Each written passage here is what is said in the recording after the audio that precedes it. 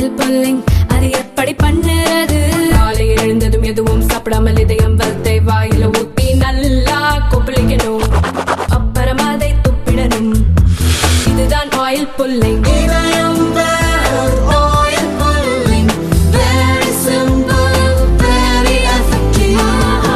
அரூர் அரசு பள்ளியில் சத்துணவு சாப்பிட்ட 8 மாணவிகளுக்கு வாந்தி மயக்கம் ஏற்பட்டு அரசு மருத்துவமனையில் அனுமதிக்கப்பட்டனர். சத்துணவில் பல்லி இறந்து கிடந்தது தெரிய வந்ததை அடுத்து அதிகாரிகள் விசாரணை நடத்தி வருகின்றனர். இல்லம் தேடி கல்வி திட்டத்தால் மாணவர்களின் கற்றல் ஆர்வம் வெகுவாக அதிகரித்திருப்பதாக மத்திய அரசின் பொருளாதார ஆய்வறிக்கையில் பாராட்டு தெரிவிக்கப்பட்டிருப்பதாக தமிழக அரசு தெரிவித்துள்ளது. அதிமுக உட்கட்சி விவகாரம் மற்றும் இரட்டை இலை சின்னம் தொடர்பாக விசாரணை நடத்த தேர்தல் ஆணையத்துக்கு முழு அதிகாரம் உள்ளது என்பதால் இபிஎஸ் தாக்கல் செய்துள்ள மனுவை தள்ளுபடி செய்ய வேண்டும் என்று தேர்தல் ஆணையம் உயர்நீதிமன்றத்தில் பதில் மனு தாக்கல் செய்துள்ளது. குணப்படுத்த முடியாத நோயால் பாதிக்கப்பட்டு வாழ்நாள் முழுவதும் கஷ்டப்படும் நோயாளிகளை கருணை கொலை செய்ய கர்நாடக அரசு அனுமதி அளித்துள்ளது. மாற்றியமைக்கப்பட்ட உதான் திட்டத்தின் கீழ் 120 புதிய இடங்களில் விமான போக்குவரத்து இணைப்பு ஏற்படுத்தப்பட உள்ளது. இதன் மூலம் அடுத்த 10 ஆண்டுகளில் 4 கோடி பயணிகள் விமான பயணம் மேற்கொள்ள உதவும் என்று மத்திய அரசு தெரிவித்துள்ளது. 2025-26 நிதியாண்டுக்கான பட்ஜெட்டில் அணுமின் சக்தி திட்டங்களுக்கு ரூபாய் 20,000 கோடி நிதி ஒதுக்கப்பட்டுள்ளது. 2047 ஆண்டுக்குள் அணுசக்தி மூலம் 100 ஜிகாவாட் மின்சாரம் உற்பத்தி செய்யப்படும் என்று மத்திய அரசு தெரிவித்துள்ளது. வெளிநாடுகளில் இருந்து ரோஜா இறக்குமதி செய்யப்படுவதாக வெளியாகி வரும் தகவலால் உள்நாட்டு சந்தையில் ஓசூர் ரோஜாவுக்கு விலை சரிந்துள்ளதால் காதலர் தின வர்த்தகத்தை நம்பியிருந்து விவசாயிகள் வேதனையடைந்துள்ளனர். கோவையில் செயற்கை நுண்ணறிவு மையத்தை அமைக்க மத்திய அரசிடம் கோரிக்கை வைக்கப்படும் என்று இந்திய தொழில் வர்த்தக சபை கோவை பிரிவு தலைவர் ராஜேஷ் லுந்த் தெரிவித்துள்ளார். பிரிக்ஸ் நாடுகள் மீதான வரி உயர்த்தப்படும் என்று அமெரிக்க அதிபர் டொனால்டு ட்ரம்ப் தெரிவித்துள்ளதை பற்றி இந்தியா கவலைப்படவில்லை என்று மத்திய வர்த்தக மற்றும் தொழில்துறை அமைச்சர் பியூஷ் கோயல் தெரிவித்துள்ளார். தென் தமிழகத்தில் இன்று ஓரிரு இடங்களில் லேசானது முதல் மிதமான மழை பெய்ய வாய்ப்புள்ளதாக வானிலை ஆய்வு மையம் தெரிவித்துள்ளது. தெலுங்கானாவில் பல்கலைக்கழக பேராசிரியர்களுக்கு ஓய்வு பெறும் வயதை 65ஆக உயர்த்தி மாநில அரசு உத்தரவிட்டுள்ளது. தொடர்ந்து 2வது ஆண்டாக பட்ஜெட்டில் ரயில்வேக்கு 2.52 லட்சம் கோடி ரூபாய் நிதி ஒதுக்கீடு செய்யப்பட்டுள்ளது என்று ரயில்வே அமைச்சர் அஸ்வினி வைஷ்ணவ் தெரிவித்துள்ளார். தமிழகத்தில் அரசு உதவி பெறும் பள்ளிகளில் பயிலும் மாணவர்களின் கற்றல் திறனை அளவிடுவதற்காக அவ்வப்போது ஸ்லாஸ் எனும் மாநில கற்றல் தேர்வு நடத்தப்பட்டு வருகிறது. அதன்படி நடப்பாண்டு 3, 5, 8ஆம் வகுப்பு பயிலும் 15.78 லட்சம் மாணவர்களுக்கு ஸ்லாஸ் தேர்வு பிப்ரவரி 4 முதல் 6ஆம் தேதி வரை நடத்தப்பட உள்ளது. 2024-25 நிதியாண்டில் கடந்த டிசம்பர் 5ஆம் தேதி ஒரே நாளில் இதுவரையில் இல்லாத அளவில் அரசுக்கு ரூபாய் 238.15 கோடி வருவாய் பதிவுத்துறையில் ஈடுபட்டுள்ளதாக பதிவுத்துறை தலைவர் தினேஷ் பொன்ராஜ் ஆலிவர் தெரிவித்துள்ளார். மாநில உரிமை சார்ந்த கல்விக் கொள்கையில் ஒன்றிய அரசு தலையிடக்கூடாது என்று அமைச்சர் கோவி செழியன் தெரிவித்துள்ளார். குன்னத்தில் இருந்து எழும்பூர் வழியாக தொழுதூர் செல்லும் அரசு பஸ் நிறுத்தத்தில் நிற்காமல் செல்கிறது என்று போக்குவரத்து துறை அமைச்சர் சிவசங்கரிடம் மாணவர்கள் அளித்த புகாரை அடுத்து பஸ் டெப்போ டிரைவர் சின்னத்துரையை சஸ்பெண்ட் செய்து அரியலூர் பணிமனை மேலாளர் குணசேகரன் உத்தரவிட்டுள்ளார்.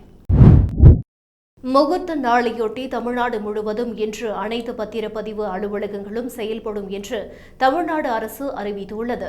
இன்று பதிவு செய்யப்படும் ஆவணங்களுக்கு விடுமுறை நாள் கட்டணம் வசூலிக்கப்படும் என பதிவுத்துறை தெரிவித்துள்ளது. அடையாறு உடைந்த பாலத்துக்கு மாற்றாக சீனிவாசபுரம் ஊரூர் குப்பம் வரை கேபிள் பாலம் அமைக்க சென்னை மாநகராட்சி முடிவு செய்துள்ளது. சென்னை மற்றும் வடமாநிலங்களில் பனிமூட்டம் மோசமான வானிலை காரணமாக சென்னை விமான நிலையத்தில் சர்வதேச விமானங்கள் உட்பட 15 விமானங்கள் பல மணி நேரம் தாமதமானதால் பயணிகள் கடும் அவதி. மாற்றுத்திறனாளிகளின் சிறப்பான செயல்பாட்டுக்கு செயற்கை நுண்ணறிவு தொழில்நுட்பத்தை பயன்படுத்துவதற்கான தருணம் இது என்று துணை ஜனாதிபதி ஜெகதீப் தன்கர் தெரிவித்துள்ளார். பிளிப்கார்ட் மற்றும் அதன் துணை நிறுவனங்களின் பங்குதாரர்களுக்கு எதிராக அமலாக்கத்துறை அனுப்பிய நோட்டீஸை ரத்து செய்ய சென்னை உயர்நீதிமன்றம் மறுத்துவிட்டது. வண்டலூர் அறிஞர் அண்ணா உயிரியல் பூங்காவில் உள்ள நகுலன் என்ற 9 வயது ஆண் புலிக்கு கழுத்தின் வலது பக்கத்தில் உள்ள கட்டியை அகற்றும் அறுவை சிகிச்சை வெற்றிகரமாக மேற்கொள்ளப்பட்டது. நகுலன் சிகிச்சைக்கு பின் மருத்துவர்களால் கவனமாக கண்காணிக்கப்பட்டு வருகிறது என்று வண்டலூர் அறிஞர் அண்ணா உயிரியல் பூங்கா தெரிவித்துள்ளது. நீர்வளத்துறை தொடர்பான கோரிக்கைகள் குறித்து அமைச்சர் துரைமுருகன் அதிகாரிகளுடன் ஆலோசனை நடத்தினார்.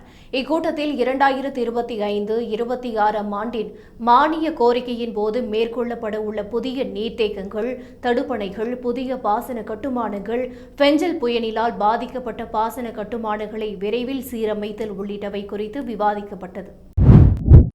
கோடை காலத்தை வரவேற்கும் விதமாக பிப்ரவரி மாதத்தில் மசினகுடி முதுமலை வனப்பகுதியில் ஃப்ளேம் ஆஃப் தி ஃபாரஸ்ட் எனப்படும் அரிய வகை மலர்கள் மரங்களில் பூப்பது வழக்கம். இப்போது முதுமலை, மசினகுடி, சிங்காரா, மாயார், சிறியூர் போன்ற வனப்பகுதிகளில் இந்த ஃப்ளேம் ஃபாரஸ்ட் சிறப்பு நிற மலர்கள் அதிகளவு பூத்துள்ளன. இந்த அரிய வகை மலர்களை சுற்றுலா பயணிகள் கண்டு ரசித்து புகைப்படம் எடுத்துச் செல்கின்றனர்.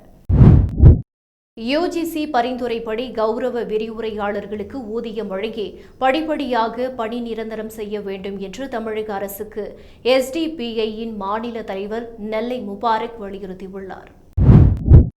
சென்னை அருகே கிளாம்பாக்கம் பேருந்து நிலையத்தில் பயணிகள் பாதுகாப்பு அதிகப்படுத்தப்பட்டுள்ளதாக அதிகாரிகள் தெரிவித்துள்ளனர். சிசிடிவி கேமராக்கள் மூலம் வாகன நிறுத்தும் இடம், நடைமேடைகள் கண்காணிக்கப்பட்டு வருவதாக அதிகாரிகள் கூறினர். சென்னை ஆரியபுரத்தில் பிரபல தொழிலதிபரின் மகள் வீட்டில் அமலாக்கத்துறை சோதனை நிறைவடைந்தது. கடந்த 2 நாட்களாக 7 பேர் கொண்ட அமலாக்கத்துறை அதிகாரிகள் சோதனையில் ஈடுபட்டனர். சோதனையில் ஆவணங்கள் உள்ளிட்டவை பறிமுதல் செய்யப்பட்டுள்ளதாக அமலாக்கத்துறை தரப்பில் தகவல் தெரிவிக்கப்பட்டுள்ளது.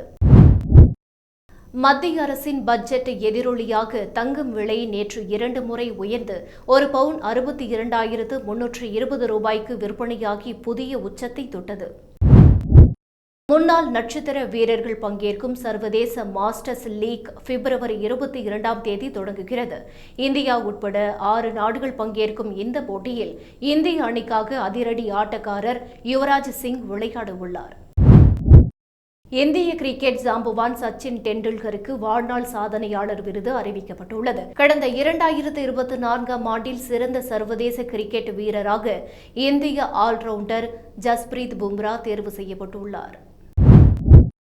இங்கிலாந்து மகளிருடனான டெஸ்ட் போட்டியில் ஆஸ்திரேலியா மகளிர் கிரிக்கெட் அணி ஒரு இன்னிங்ஸ் 122 ரன் வித்தியாசத்தில் அபார வெற்றி பெற்று மகளிர் ஆஷஸ் கிரிக்கெட் தொடருக்கான கோப்பையை கைப்பற்றியது. நாட்டில் முக்கிய நகரங்களில் விரைவில் ஏர் டாக்ஸி சேவை அறிமுகப்படுத்தப்படும் என மத்திய சிவில் விமான போக்குவரத்து துறை அமைச்சர் ராம்மோகன் நாயுடு தெரிவித்துள்ளார். பொள்ளாச்சி பாலக்காடு அரசு பேருந்தில் 17 கிலோ கஞ்சாவை கடத்திய பாலக்காடு பகுதியைச் சேர்ந்த காஜா உசேன் கைது செய்யப்பட்டுள்ளார்.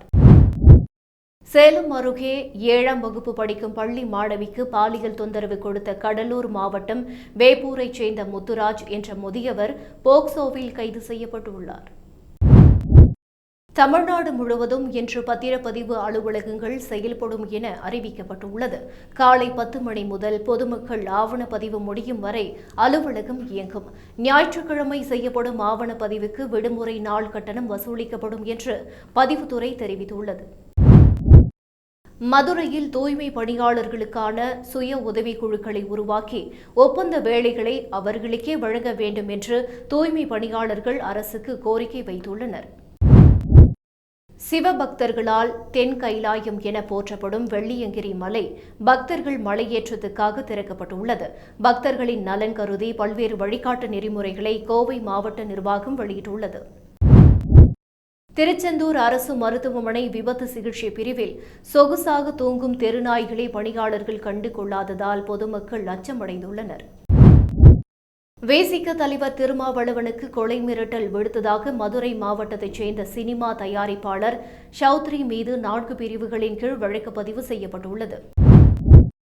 தெற்கு சீனாவின் குவாங்டாங் மாகாணத்தில் உள்ள லெக்சன் டியான்சிங் என்ற நிறுவனத்தில் பணியாற்றும் ஊழியர்கள் கழிவறைக்கு சென்று வர நீண்ட நேரம் எடுத்துக்கொள்வதால் அவர்களுக்கு வித்தியாசமான முறையில் தண்டனை வழங்க அவர்கள் கழிவறையில் அமர்ந்து இருக்கும் புகைப்படங்களை எடுத்து சுவரில் ஒட்டியுள்ளது அந்த நிறுவனம். அமெரிக்காவில் சட்டவிரோதமாக குடியேறியுள்ள கொலம்பியா நாட்டு மக்கள் அந்நாட்டில் உள்ள பணியை துறந்துவிட்டு தாயகம் திரும்புமாறு அதிபர் குஸ்டாவோ பெட்ரோ அழைப்பு விடுத்துள்ளார். மியான்மர் நாட்டில் அமலில் இருக்கும் அவசர நிலை மேலும் 6 மாதங்களுக்கு நீடிப்பதாக அந்நாட்டு ராணுவ தளபதி மாவோங் ஹெலெங் அறிவித்தார். மத்திய அமைச்சர்கள், முன்னாள் ஆளுநர்கள், அரசு விருந்தினர்களின் உபசரிப்புக்கு மத்திய பட்ஜெட்டில் 1024.30 கோடி ரூபாய் ஒதுக்கீடு செய்யப்பட்டுள்ளது. குடியரசுத் தலைவர் சம்பளம், இதர படிகள், ஜனாதிபதி மாளிகை ஊழியர்களுக்கான சம்பளம், நிர்வாக செலவுகள் உள்ளிட்டவற்றுக்காக மத்திய பட்ஜெட்டில் 141.83 கோடி ரூபாய் ஒதுக்கீடு செய்யப்பட்டுள்ளது. ஈரோடு இடைத்தேர்தல் பரப்புரையில் பேசிய சீமான், இந்தியாவிலேயே AK-74 துப்பாக்கியால் சுட்ட ஒரே நபர் தாம்தான் என்று கூறினார். ஈரோடு கிழக்கு தொகுதி இடைத்தேர்தலை முன்னிட்டு தமிழ்நாடு மாநில வாணிபக் கழகம் நடத்தும் அனைத்து மதுபான கடைகள், மதுபான கூடங்களுக்கு 4 நாட்கள் விடுமுறை அறிவிக்கப்பட்டுள்ளது. பெங்களூருவில் கல்லூரி மாணவியிடம் தவறாக நடந்து கொண்டதாக கூறி ஊர்காவல்படை வீரரான சுரேஷ்குமார் என்பவரை போலீசார் கைது செய்தனர். ஈரோடு கிழக்கு தொகுதி இடைத்தேர்தல் பிரச்சாரம் நாளை மாலை 6 மணியுடன் ஓய்கிறது. அதைத் தொடர்ந்து வெளியூர்களைச் சேர்ந்த கட்சி நிர்வாகிகள், தொண்டர்கள் வெளியேற வேண்டும் என தேர்தல் ஆணையம் உத்தரவிட்டுள்ளது. 2025-26 நிதியாண்டுக்கான மத்திய பட்ஜெட்டில் மத்திய வெளியுறவுத்துறைக்கு மொத்தம் 20,516 கோடி ரூபாய் ஒதுக்கீடு செய்யப்பட்டதில் 5,483 கோடி ரூபாயை பிற நாடுகளுக்கு உதவிடும் வகையில் ஒதுக்கப்பட்டுள்ளது.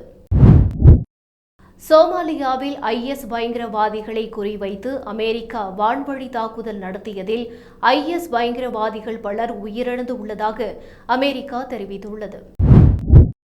பாகிஸ்தானின் கைபர் பக்துங்வா மாகாணத்தில் பதுங்கியிருந்த 4 பயங்கரவாதிகள் சுட்டுக் கொல்லப்பட்டனர்.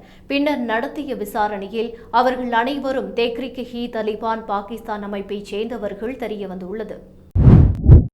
ஹமாஸ் ஆயுத குழு தங்கள் பிடியில் உள்ள இஸ்ரேலிய பணைய கைதிகளில் மேலும் 3 பேரை விடுதலை செய்தனர். அதன்படி ஆபர் கஸ்டரோன், யர்டன் பிபஸ், கீத் சிஜல் ஆகிய 3 பேரை ஹமாஸ் ஆயுத குழு விடுதலை செய்துள்ளது. இதற்கு ஈடாக தங்கள் நாட்டு சிறைகளில் உள்ள பாலஸ்தீனியர்களில் 183 பேரை இஸ்ரேல் விடுதலை செய்துள்ளது.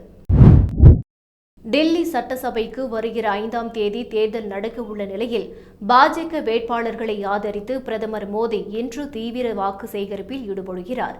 மத்திய பட்ஜெட்டில் வருமான வரி சலுகைகள் அறிவிக்கப்பட்டுள்ள நிலையில் தேர்தல் பிரச்சாரத்தில் அதை குறிப்பிட்டு பேசுவார் என எதிர்பார்ப்பு. உக்ரைன் எல்லையில் இருந்து வடகொரிய வீரர்களை ரஷ்யா வெளியேற்றியுள்ளது. உக்ரைனின் சரமாரி தாக்குதலில் பலர் இறந்ததால் வடகொரியா வீரர்களை பின்வாங்கும் கட்டாயம் ரஷ்யாவுக்கு ஏற்பட்டு இருக்கலாம் என்று உக்ரைன் ராணுவ செய்தி தொடர்பாளர் அலெக்சாண்டர் கின்ட்ராடென்கோ தெரிவித்துள்ளார்.